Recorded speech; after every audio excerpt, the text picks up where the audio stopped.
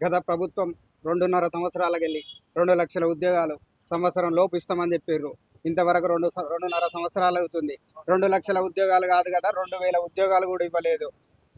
ఇదే సెంట్రల్ లైబ్రరీకి ఇక్కడికే రాహుల్ గాంధీ ఇక్కడికే వచ్చి ఇదే రాత్రి 7:30కు వచ్చి ఆయన పార్టీ బలోపేతం చేయడానికి ఈ సెంట్రల్ లైబ్రరీకి వచ్చి మమ్మల్ని అందరినీ మోటివేట్ చేసి ఒక 4 నెలలు బుక్కులు పక్కకు పెట్టుండని చెప్పి ఆ 4 నెలల తర్వాత మీకు 2 లక్షల ఉద్యోగాలు ఇచ్చామని చెప్పిపోయిన అతను రాహుల్ గాంధీ ఇక్కడ మా నుంచి లబ్ధి పొంది ఇప్పుడు తన పార్టీ గురించి, తన పార్టీ బలోపేతం చేసుకోవడానికి గురించి మేఘాల మీద గాలిలో హెలికాప్టర్లకు వచ్చి అక్కడ దిగి ఆయన పార్టీకి సంబంధించిన విషయాలు మాత్రమే చర్చించుకొని ఆయన పార్టీకి సంబంధించిన ఫండ్లు మాత్రమే తీసుకొని అతను వెళ్ళిపోయిండు.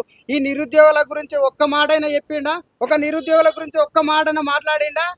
వాళ్ళకు ఉద్యోగాలు రాగానే వాళ్ళకేమో ఉద్యోగాలు వచ్చినాయి, మాకేమో ఉద్యోగాలు రాలేదు. వాళ్ళకేమో కడుపులు నిండినాయి, మాకు కడుపులు నిండలేదు.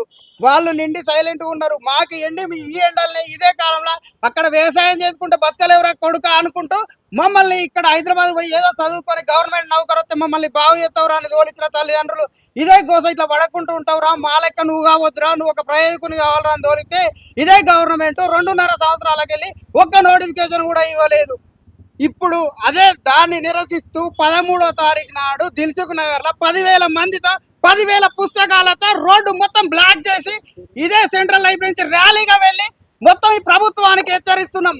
ఒక్క బుక్ తక్కువైనా 10,000 మందికి ఒక్కలు తక్కువైనా మేము అసలే ఊకం. నిరుద్యోగులకు ఆ రోజు స్వచ్ఛమైన హామీ వచ్చేదాకా రోడ్ల నుంచి ఒక్కరం కూడా బయటికి వెళ్ళాం. ఇది మేము ప్రభుత్వం ఇక్కడి నుంచి హెచ్చరిస్తున్నాం. ఒక్కలం కూడా తగ్గం. ఇదే సెంట్రల్ లైబ్రరీ నుంచి ఇక్కడి నుంచే ర్యాలీ ఇస్తాం. ఏ పోలీసు వాళ్ళు ఆపుతారో, ఎవరు ఆపుతాడో ఇక్కడి నుంచే చూస్తాం. ఇక్కడనే మొదలైంది, ఇక్కడి నుంచే ఎండు కావాలి. ఇదే 2 లక్షల ఉద్యోగాలు 2 నెలల్లో నిరుద్యోగులు నింపాల్సిందే.